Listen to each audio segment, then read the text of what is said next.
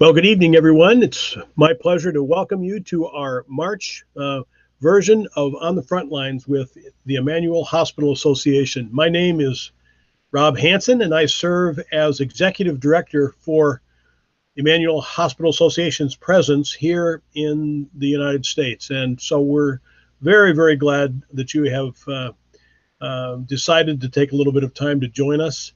I'm sure that I probably am welcoming people literally from around the world. We certain that we have people who are joining us here from the U.S., and I'm sure there are folks from Canada who've joined us today. And then I know that we also have a goodly number of our friends and colleagues in India who've joined us also, where it is, for those of us in the U.S., it is early in the morning.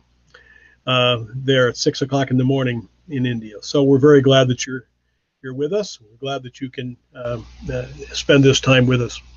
I'd also like to extend a special welcome and hello to those who may be residents of the village of Chinchpada.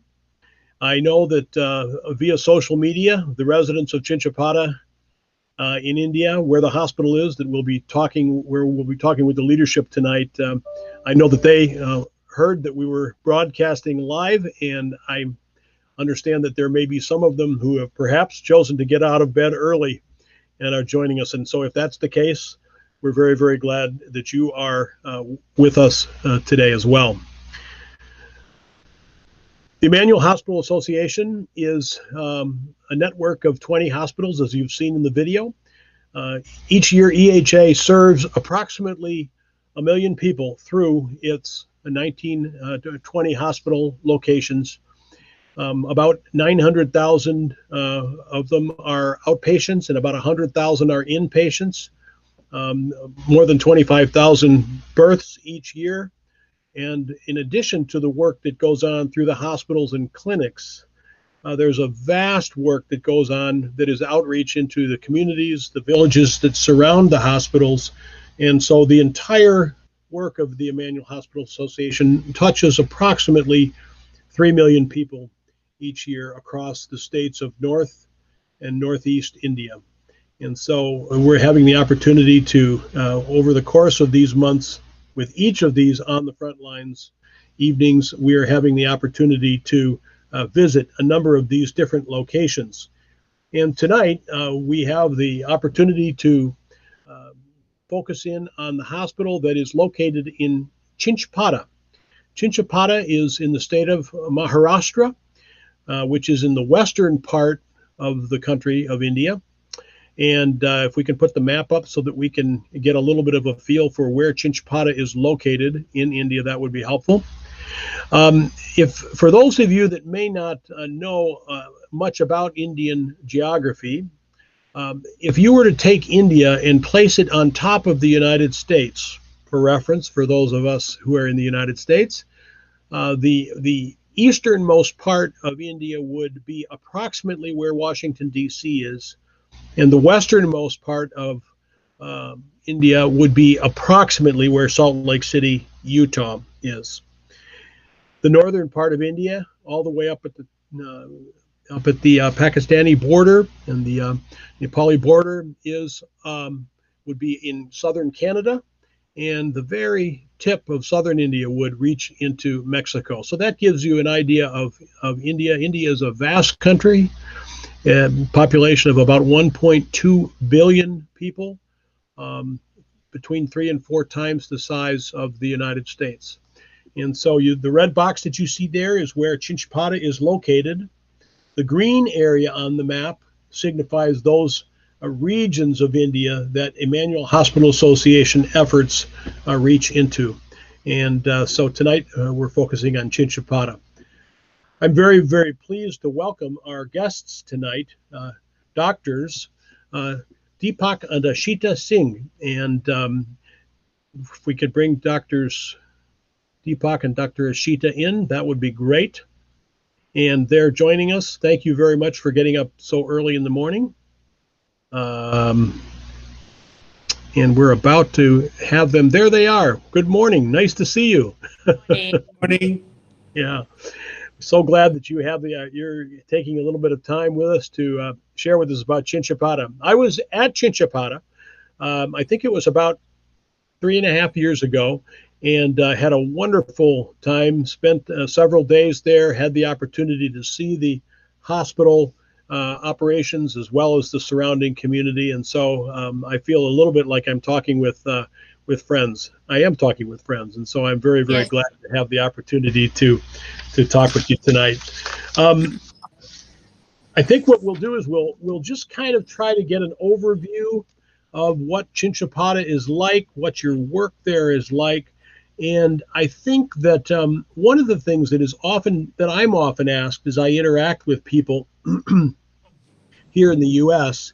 is they don't really understand what role a mission hospital plays. So maybe I don't know who wants to answer which questions, but maybe you could share just a little bit about what the history of Chinchpada is, what your environment is like around Chinchpada, and then maybe how Chinchpada fits with the bigger picture of healthcare in India. So I don't know who wants to jump in first, but go for it. Thank you so much, Rob and Team EHA USA for having us here. This is such a great privilege for us to be part of this talk. And thank you all for the people who are joining us and listening in. Chinchpada was established all the way back in 1942 by missionaries who came all the way from the US, and it was established by the Evangelical Alliance Mission. And Dr. Cloquet was the first doctor to be here. And over time, they saw that it was not sustainable for overseas people and missionaries to continue the work here. So it became part of EHA as far back as in 1976. That was just a couple of years after we were born. And EHA since has run Chinchpada Christian Hospital, and it has been run mainly by indigenous staff and doctors who have contributed from across the nation. Interestingly, Chinchpada is a small little campus where almost all the states of India are represented. And we have about 29 states, and about 21 states are represented in this small campus of 20 families. So Chinchpada as such caters to a very, very rural population, and India is inequitable in healthcare because most of the healthcare is concentrated in the cities. And so EHA answers the question of reaching a population of about 60% of India, which resides in the rural areas. We also stand as a bridge between the government healthcare system, which is very stretched because of the huge numbers which go there, and also the private healthcare system, which is probably out of reach of most of the population, especially the middle class and the poor who live in these rural areas. So EHA's answer to rural healthcare is these small hospitals, which are between 50 and 100 beds, which are located in the very most rural areas in this country.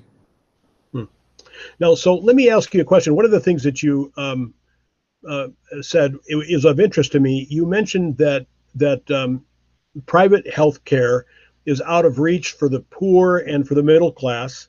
Oftentimes we have insurance in the U.S. Not always, but oftentimes. Are there insurance programs that people can take advantage of, or is that not something that is typical for India? There are insurance programs which have taken on in quite a big way, Rob, in India. But again, most of the people who access these are people in the cities, you know. So people in rural areas, it's something quite alien to them. And we recently actually did a little survey to find out how many of our people, you know, among other things. One of the questions was how many of them had insurance. And it was a very, very small percentage, a very small number. We could count on our fingers the number of people who actually had insurance among those who seek care at our hospital. Wow. Yes. Just to add to that, the government does have insurance scheme, especially for the poor. Most of the government facilities are free for people who go there. And also there are schemes whereby private hospitals are included in government, so that the government pays for the thing. But what happens is that most of the time in these areas, the services are not available. And because we are so remote, access to where the service is available under the scheme is sometimes very far. And so people are not able to travel. So sometimes they have to travel as much as 200 to 300 kilometers to avail cancer services, which is almost impossible for a person living in a place like Chinchpada or the surrounding village. Now, some of the, I would imagine a number of your patients, perhaps many of the patients that you see are work for day wages. Would they be day laborers, or what types of occupations would they have, and how does that affect their access to healthcare? 80% of our population are farmers or agriculturists, and about 30 to 40% of them are landless laborers. So most of them are dependent on daily wage to live by. In fact, recently we had one patient who had sickle cell disease, very severe sickle cell disease, and he is a landless laborer who goes and earns about 100 rupees a day so that he can live and also sustain his family. 100 rupees a day is about $1.5 or so. And Wow. so for most of these people, it is almost impossible to access health care services is even 10 or 15 kilometers away because they don't have mode of transport. In the night, there is absolutely no transport available, even public transport or hired transport. So those are kind of challenges which our people face in this very remote area in the country. Yeah. It sounds to me as though the role that you would play would be absolutely pivotal with regard to healthcare. I mean, if it almost sounds to me as though if you weren't there would, for many of these people, there would be almost no healthcare available. Yes, that is true. And there are so many stories we can tell of people who have come to us probably at the last hour. And in fact, probably Ashita could talk about a patient recently who had a myocardial infarction, who came 2 days later. Yeah. So it's not uncommon for us, to have people who say had a heart attack in the night but had to wait all night till morning came and they were able to get some transport to be brought to the hospital. So that is one of the major issues, again, because the villages are small and they're quite sparsely populated here in our district, and communication is difficult, transport is difficult. So along with all the other problems of people being unaware because of their illiteracy, they are not able to, it takes them time to realize that they are sick enough to need to go to the hospital. And when they realize, it's hard for them to find a way to come, and then they have to have resources. Yeah, I'm sorry, excuse me, and the cost too. I know that you don't turn patients away with regard to cost, but you it is true that if a family decides to take a patient to the hospital, not just the patient, but other members of the family also forego those wages, and a lost day of wages is very, very important. I remember reading as I was preparing for tonight that a very, very significant number of people in your district live either at or below the what is established as the government poverty line. Now, maybe you could tell us a little bit about what the poverty line is, and then what's your estimate of the percentage of people that might be at that or below would be. So according to the 2011 census, about 72% families were living below the poverty line, with in this district of about 1.6 million people. Now, with the impact of the pandemic, we are not sure exactly what those numbers are. But according to latest estimates, the pandemic has pushed people, about 30 million people, into poverty across India. So I'm sure that those numbers will also be reflected in our district. One of the biggest challenges we face is people who are migrants and who travel many, many days to go to the cities to work. And some of these pictures you saw were these migrants who had come back during the pandemic to come back to their homes, but were not allowed in because of the lockdowns. And so they had to live out in the fields. So this is one of the biggest challenges we face. So poverty is rampant, and many people are not able to even pay the small amounts that we charge. And one of our biggest blessings and one of our happiest moments in the day is when we are able to say, okay, you can pay later. And so as of today, people owe the hospital as much as 1.3 million rupees in hospital bills, which they pay sometimes, which they don't pay. Sometimes people come 2 years later and say, oh, we would like to pay a part of our bill. And we say, which bill? We've forgotten about it. Well, and I know that that's one of the ththings that characterizes EHA's services across India, and that is that if somebody needs care and they can't pay, EHA will work to figure out a way. And so that's a wonderful, wonderful thing that I know we're able to do.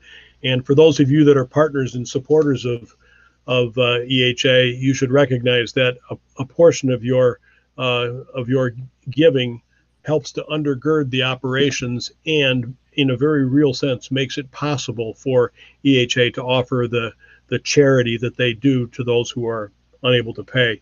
Now, you've mentioned the impact of COVID. You mentioned that 30 million people are estimated to have been pushed into poverty across India as a result of the pandemic. Maybe you could share with us a little bit of what your experience has been with the pandemic, what challenges you have faced related to that, and where things are at now in your area. Yeah. So initially, during the initial days of the pandemic and the lockdown, there was a lot of fear everywhere, especially fear of hospitals, because that's where people who were sick were expected to go. So people were afraid to come to the hospital. And throughout the lockdown, I think there was only one 24-hour period where we actually had to shut down services. And that was when the first COVID cases were discovered. That was actually me in Chinchpada Hospital. And so that became big news, that there's COVID in the hospital. And so there was a lot of fear of people coming to the hospital. Okay. But slowly, as word went around that people are recovering from COVID and that it is safe to go to the hospital, then we had people begin to come again. The other thing was that there were a lot of, most of the local hospitals and healthcare facilities had shut down. And so we had people coming from long, far distances with all kinds of illness, especially TB. That went unrecognized, and then health facilities were afraid to accept people who had a cough because they felt it could be COVID. And so we found that a lot of TB went unrecognized, and a lot of people came with very late stage TB over the months of the pandemic. Now, you were going to share a story. I think you have a story about a TB case that you have had. I think, yeah. So why don't you go ahead and, if now is a good time, go ahead and share that story. So there was this little girl. I'll call her Saraswati. She's about 14 years old, and she lives actually in a neighboring district in Sakri. That is, Sakri is a block in a neighboring district of Dhulia. So she had been ill for a long time. She was an orphan and she was living in her uncle's home. So she had been ill for quite a few months and getting worse and worse, till finally this family heard that, maybe she will get help in Chinchpada. So they brought her all the way, about 2.5 hours. And when she came to us, she was really very frail and she was unable to walk, even unable to move in her bed. She was unable to sit up on her own without support because she was so frail and was so weak. And as we began to Yes. Wow. Yes. This is a picture of our child. And this is actually a few days after her treatment was started and she started feeling a little better and she was able to sit up. So what she had was type 1 diabetes that had gone unrecognized or undiagnosed. And along with that, she had an extensive form of TB that again had gone undiagnosed because it involved her, her skin and bones and soft tissues. So she had a big wound on her chest, which was just pouring pus, which had gone undiagnosed. And so we were able to, quickly get her sugars under control with insulin and begin to treat her wound. We knew it was TB. There were telltale signs on her X-ray as well. And once we started treatment, she gradually began to improve. We provided food for her. And in the initial days, she would barely, she wouldn't talk to anybody because she was just so withdrawn, and she wouldn't communicate. She wouldn't look into our eyes. But gradually, with the love and care that she received, she began to open up, and she began to speak, and she began to tell us about, her stories and the things she loved doing. And we discovered that she loved to paint, she loved to draw.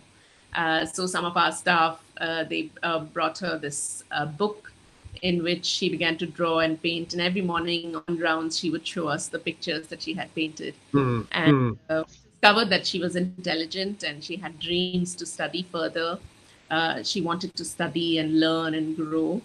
And she was with us at the hospital for about almost 3 weeks till we were able to get her blood sugars under control and teach her how to use a glucometer and teach her how to inject herself with insulin and maintain the records of her sugars. And so we then bought her a glucometer, and she went back home. She is, she represents the people who go without appropriate care. And we are really blessed that through the government partnerships that we have for TB, we were able to make a definite diagnosis through a gene expert that now the government provides in every district, this facility. So we were able to diagnose her and treat her appropriately. And within barely 6 weeks of starting treatment, she looked like a different person. I think there's also another picture of her after treatment. After treatment. Let's see if we can see the after picture here. I think we have an after picture. There's one picture of her sitting in the OPD. She really looks very different, and she's doing quite well. She's still on treatment, and she comes to visit us every month for her drugs. Yeah, so yeah. That's wonderful. Huh. Okay, well, that is such a, and I know that you can share those sorts of stories in multiple situations, and that's one of the things that is just really so fascinating to me constantly, is the number of times that those sorts of stories are being told. It really is an incredible sort of a thing. So maybe you could take just a moment. Now, of course, we had the PowerPoint that gave us an overview of Chinchpada, but maybe you could just sort of give a little bit more color to that. Describe maybe what the hospital is like, what your facilities are like. There's the picture of the I think of the young lady that after she was doing better.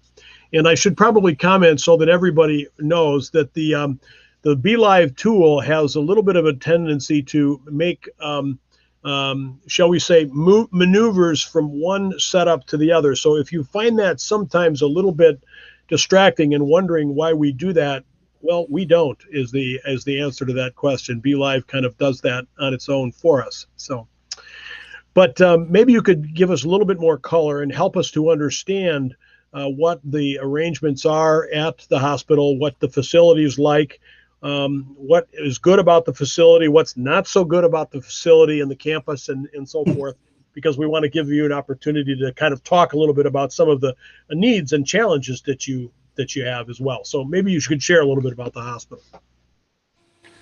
The hospital, like we said, is very, very old, and some of the buildings are quite old. And we had a lean period of about 10 years before 2014, in which the hospital services were not very functional.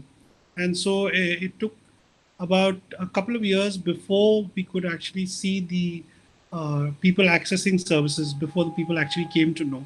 And it was mostly by word of mouth that people came to know. So because of the rural population and because of the poverty, uh, we cannot reinvest what we earn into the hospital facilities as such. We are really thankful to God for all our partners and people who pray for us and who give so generously, through which the hospital was able to be renovated initially when we came, and a few houses were also put in. And but the infrastructure remained very basic. There was a lab which had a couple of test tubes, and uh, there was just about beds. The theater had a small machine which looked like a World War II relic used for anesthesia. Hmm. And one senior anesthetist came and said, "Can I borrow this and put it in my museum?" You know. So those are the kind of things we started off with.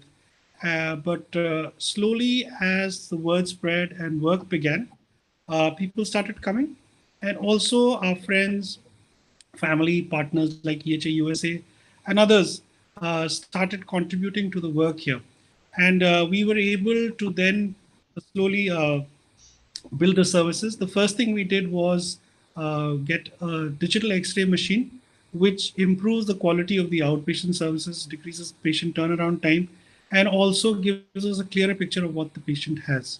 Because initially, when we used to do the X-ray by the old method, where they used to wash it like films in the old days, there was you could hardly see anything. But with this digital technology, we are able to see a lot more clearer. And especially in these days of COVID, where we have AI, our Yeah. X-rays are uploaded to a software, Yeah. and this software tells us whether this patient is high risk for COVID or not.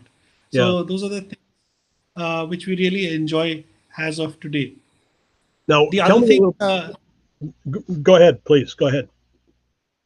so the other thing we did also was invest in the lab, and we today earlier it was just a single room, but now we have 4 rooms, which has almost all the latest technology, and we hope to improve this even further so that patients don't have to go, great distances to get small lab tests done. And this is a picture of our lab. Hmm. The other thing we invested on was a good ICU and emergency service. And this ICU today stands with 7 beds, and we have 3 ventilators, Hmm. which are utilized very regularly for very sick patients. In fact, we have a lot of people who come in with poisoning, people who come in with snake bites, children who are very sick with pneumonias, and especially in this day of COVID, there are a lot of beds required which have oxygen supplies. So those are things which we are really glad for. In the Yeah. theater, my work is where we have been able to invest with a good theater table. We had one light which used to regularly fall on my head. I hardly have anything there to protect me, but what it was. But we've been able to. God has provided so that we have good lights, a good table. We have a laparoscopic stack which you can see in the background, Mhm. and a good anesthesia to replace the relic. Hmm. That's So wonderful. So I don't think I've asked things you. improved, and I, we have I was just going to say I don't think I've asked this question of you guys, of the two of you. Now your training, maybe Deepak, you share what your training is, and Ashita, your training. I neglected to ask that earlier. my basic training is. Sorry, are you able to hear us? We are able to hear you cut out for just a moment there. Go ahead. Sure. So my basic training is in general surgery, and then I subspecialized in pediatric surgery, and that was about 6.5 years ago.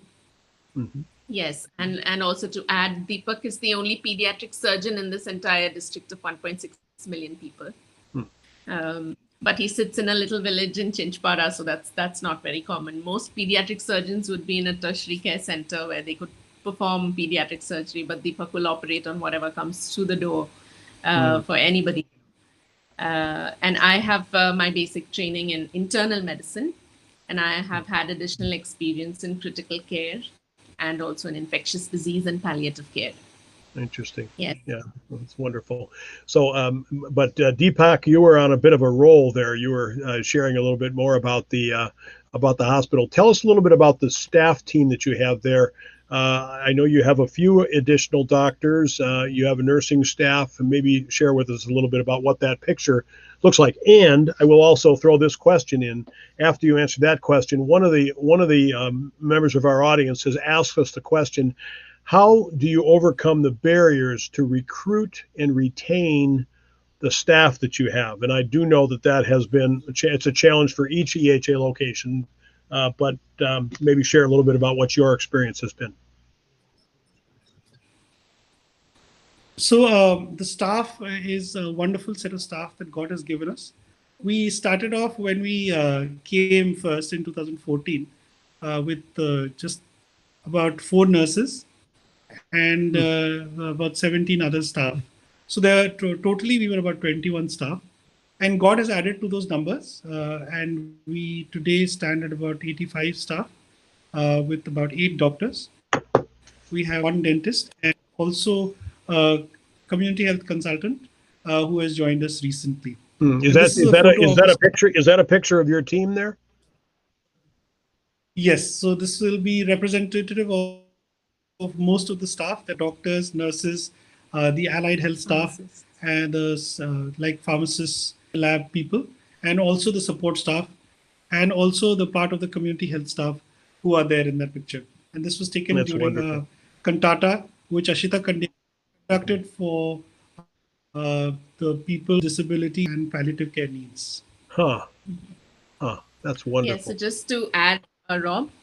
Yeah. About the barriers to recruiting and retaining people, I think that is quite a challenge in these remote locations, because life here can be hard. The nearest city is about 100 kilometers, 120 kilometers from us. And it's a simple life. So there's no forms of entertainment easily available, or if you want to go out for a meal, the nearest place is about 50 kilometers away. And schooling is difficult. So if you have young families with children, just like when we arrived here, that was another challenge. And initially we wanted to keep the children with us. But then as we actually in real life, we realized that it would be difficult for them to have a reasonable quality of education if they were with us, because we had to really pour ourselves into the hospital. And so these are difficult, when people are willing to come to these patients, these are the questions that come up. But I think that God has been really good, and He has handpicked people and brought them to us. And I think it's an experience, There are so many things that we can describe about the need in Chinchpada and about the fulfillment and joy there is in actually using the professional skills that God has gifted us with. And it's like a theoretical thing for many people who hear of it. But when they actually come here and see the need and see the kind of investment that they're able to make in people's lives, it's actually addictive. And on us, from our side, I can say that we really have no regrets. So we don't feel like it's a sacrifice or it's difficult. It is difficult for sure. But if you ask me, I don't think we would rather exchange this for any other form of practice of our medical profession, and of the skills that we've been gifted with, because every day we feel like we're making a difference, and that what we are able to do brings hope and life and health and joy to so many people. So I think it's something that is to be experienced, and often see people who come here want to come back. Well, that is a powerful, in my mind, that's a powerful recruiting pitch right there. So perhaps we've got some doctors and nurses that are listening who will respond positively towards that request. Now, one of the very significant things that's a part of EHA's work is community health and development. And altogether, there are somewhere between 50 and 60 different projects that are in operation across EHA. Things like literacy, things like clean water, things like maternal and child health work. There's a wide variety of efforts that are in play. And I know that you at Chinchpada have focused in on palliative care, and maybe you could talk a little bit about that, and also more generally about any community health outreach work that you have going. One of the funny things that happened before we just came is that one of the senior people asked us what we are going to be doing in Chinchpada. So we said, well, we are going to be doing palliative care, geriatric care, and probably community health. So he said, oh, a pediatric surgeon and an intensivist are going to be doing community health. That's interesting. Yeah. And so just about the palliative care, and so in about 2016, Dr. Anne Thile had, she had pioneered palliative care in EHA, and some of the units had started doing palliative care. And she asked us about palliative care, and my initial response was like, "Ma'am, we need to get the hospital running first." Yeah. And yeah, we don't have the resources or the energy to, go out into the community yet. But then we just began the process of finding out what is the, how we can, in a small way, be involved in palliative care. And I think that 1 or 2 visits were more than enough to convince us that this was something we could not say no to. So we began with a few patients in the community, and as we began to search in the community for people with palliative care needs, we found this huge need.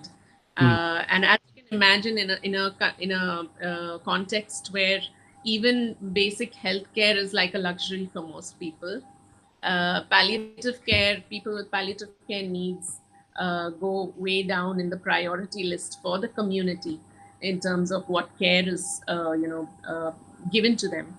So we found people with large wounds just lying neglected outside in their cow sheds, or people hidden inside their homes because they were suffering, and there was just no way to relieve that suffering, and there was no resources to take them to a place because they had already been told somewhere that there's no hope for cure. And so as we began to find these patients, we began to build relationships with them and their families, and help them to understand the need for giving them dignity in their last days. And over the last years, we can say that palliative care was something that was quite unknown and unheard of in this area. But now, with the relationships that the team has built, and with all the community awareness, with the involvement of the community and the churches and the different people around, everybody knows that palliative care is important. Everybody knows what palliative care is. And we find great joy when people of the community bring somebody who's suffering to the hospital, knowing that they will receive care, they will receive pain relief, that they will be taken care of during their last days of life. So this is a growing movement, and since 2014, we've cared for about 400 patients and their families with palliative care. And at any given time, we have roughly about 75 to 80 people in our palliative care list who are being looked after through home-based care. Well, I remember very, very clearly the experience that I had when I went one afternoon out into the villages with you. I remember driving out down a long rural road and turning off that rural road onto a rougher road, more of a path, and we came to a small farm, really covering, it would be what I would maybe describe it as. And I remember very well the joy with which you were received because of the care, Ashita, that you were able to provide for the family. The mother of the family was close to death. I recall that. very, very well. And I also remember going deep into one of the villages, having to walk streets too narrow to navigate with the car, making our way back to the home of one of the patients in order for you to be able to make a visit there. And I know that those were very meaningful experiences for me to see firsthand the great work that you do. Well, I think that one of the things that we always like to do is we like to give you an opportunity to share maybe a little bit of what the needs are that you're facing, that you're experiencing at Chinchpada. I know you've made some progress. You've shared some of the development that you've done in terms of the facilities.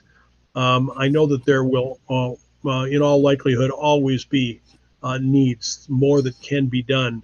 But maybe you could share just a little bit about how those of us who are not where you are, how we could get involved, how we can help, volunteer, prayer, financially, whatever it might be. So maybe either one of you or both of you could share on that for just a few minutes.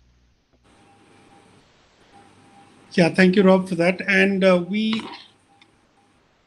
see that the potential of this place is immense, and the services can be developed to a level where this could actually become one of the key centers of healthcare in this area, because this has been a reputed center for a very, very long time, especially in terms of surgery and the services it provides to a very rural population. So one of the key areas of development is staff, like we were talking about recruitment and retention. And so we need staff across the hospital services.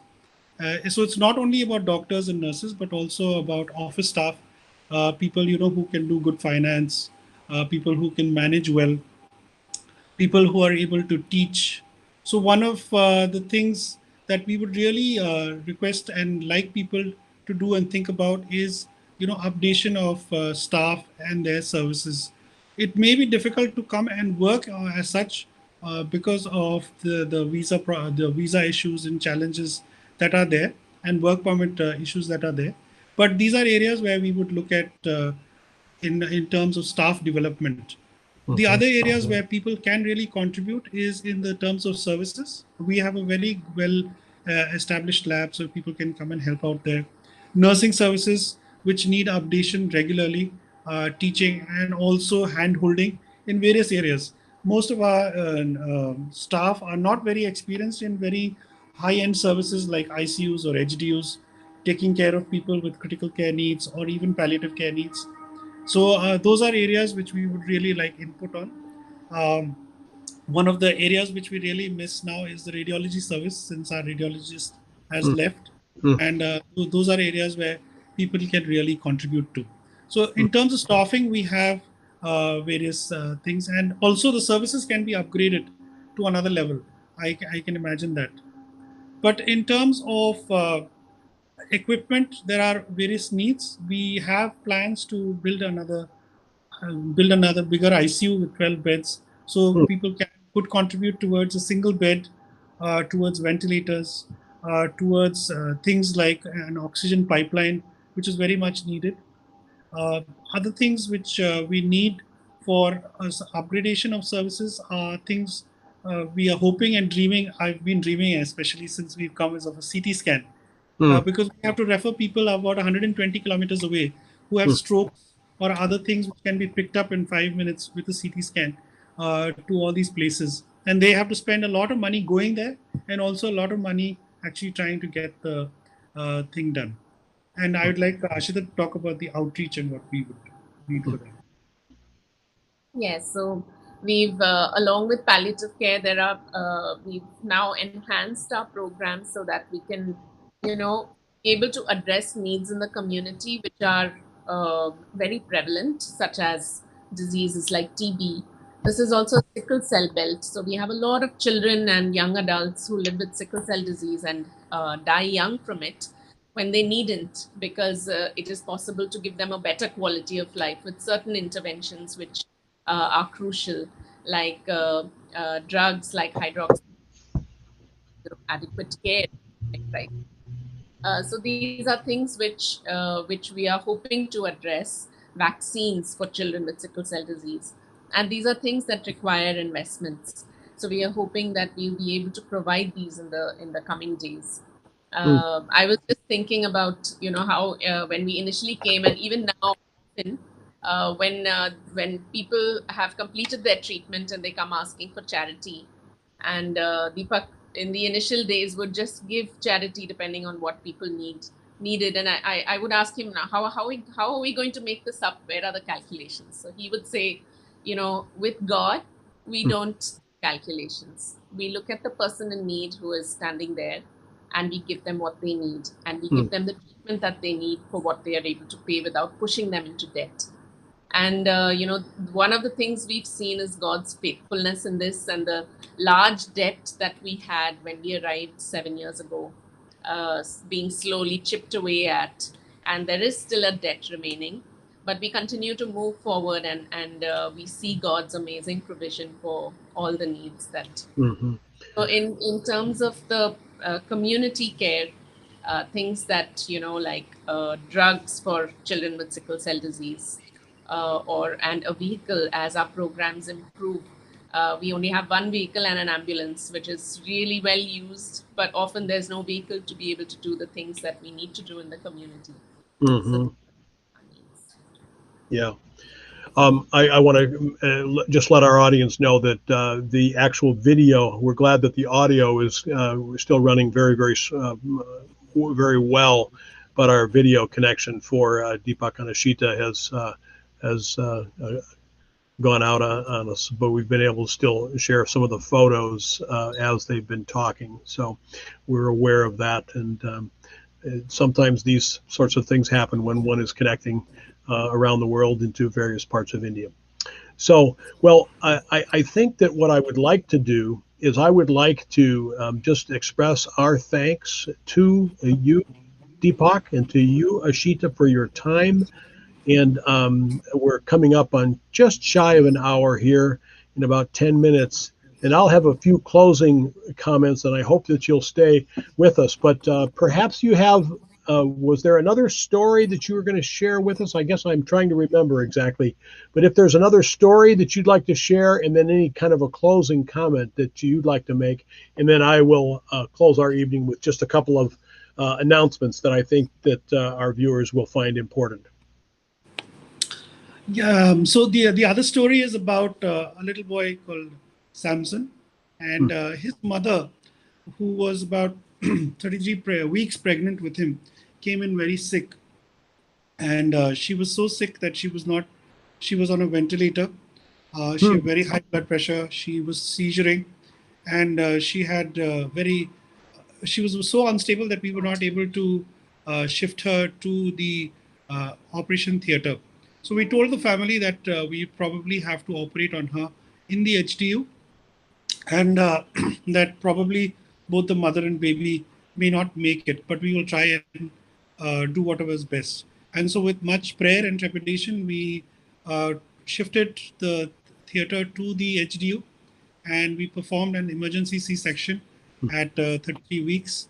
And this little guy, who was about 1.2 kilograms, only came out, and we had to immediately intubate him and put him.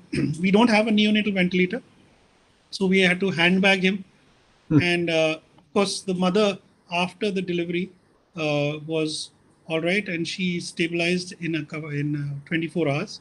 But this little guy continued to fight on handbag ventilation, and it's so much so that in 3 days we were able to extubate him, and on the 7th day he started feeding and himself, and today he is about 8 months old. He is about 7.5 kgs, and he's growing well, has no developmental signs or delays, and is doing well. And in fact, he is slated for another small operation to be done anytime now. So we praise God for such stories. Now, for these, and in closing, for these things to happen, we need teams, and we praise God for the team that He has given us. And like we were talking about challenges in recruitment and retention, one of the biggest challenges for us today is the staff housing, which again is very old and which is almost breaking apart. And we are hoping and praying that in the coming days, we would be able to renovate and build new housing so that our staff who work so hard and who are required at all hours, even sometimes in the middle of the night, will be able to give of their services and will be able to give comfortably. So that is one more prayer request. Deepak, can you give us what your estimate of the replacement of staff housing would cost? I think it would be helpful. I know that I didn't ask you that ahead of time, but maybe you have some sort of an estimate. So we are looking at three types of housing. One is for support staff, which is about 600 square feet. Then the middle level staff, which would be about 800 square feet. And for senior staff and doctors, about 1200 to 1500 square feet. And so each of these things would cost about 1800 rupees per square foot. So the total estimate for our staff housing would be close to 20 million rupees in rupees. So that would be about, I'm not sure. So I just did the calculation that 65 rupees to the US dollar, it's 307,000. Yes, so about $10,000, yes. And that would house how many people? So we would be hoping to house about 20 families and also about maybe another 20 or 30 single staff. So 20 families, about 15,000 per family, even at that rate, and less than that even when you add in the single staff. So that gives our audience a little bit of an idea as to what the costs are and what the capabilities are with regard to being able to provide. And the thing that always strikes me about this situation is you have to be able to provide adequate care for the people who are coming to you. But in order to be able to do that, you have to have adequate equipment and staff in order to do the work. And in order to have the staff, you have to have some place for those staff to live, because that's an important component of providing the kind of work that you guys do. So I'd just like to say we're very grateful to EMMS UK, who, because of whose contribution this hospital could be revived, because there were buildings that had been put in place for the initial few staff and for us to live. The house that we live in was built through their contribution, and also basic renovations for the hospital, without which it would have been impossible to even start this up again 7 years ago. Yeah, and the building that we're looking at here is the very new staff housing, and I know that structure was great. For those who may not be familiar with EMMS, is the support organization that provides assistance for Emmanuel Hospital Association from the United Kingdom, and so that's been a wonderful sort of a thing. Any last words or comments for us? We need to let you get started with your day. I'm sure you probably are already getting to the point where you've got patients that want to see you. Yes, we just like to say thank you again for having us here. And this is such a privilege to be part of this talk. But we, at the same time, would really like to thank God for choosing us and bringing us to this place. There are not often actually, almost every day, where we feel that we've had enough and that we would like to run away. But it is from the prayers of saints all across this country and around the world that we are sustained. And we really praise God for the blessing that the contributions of the people of God, especially through the Emmanuel Hospital Association USA and through Rob and his team, have really sustained us. We have really, in the last year, seen so much blessing, from people praying, people standing with us, and people giving generously.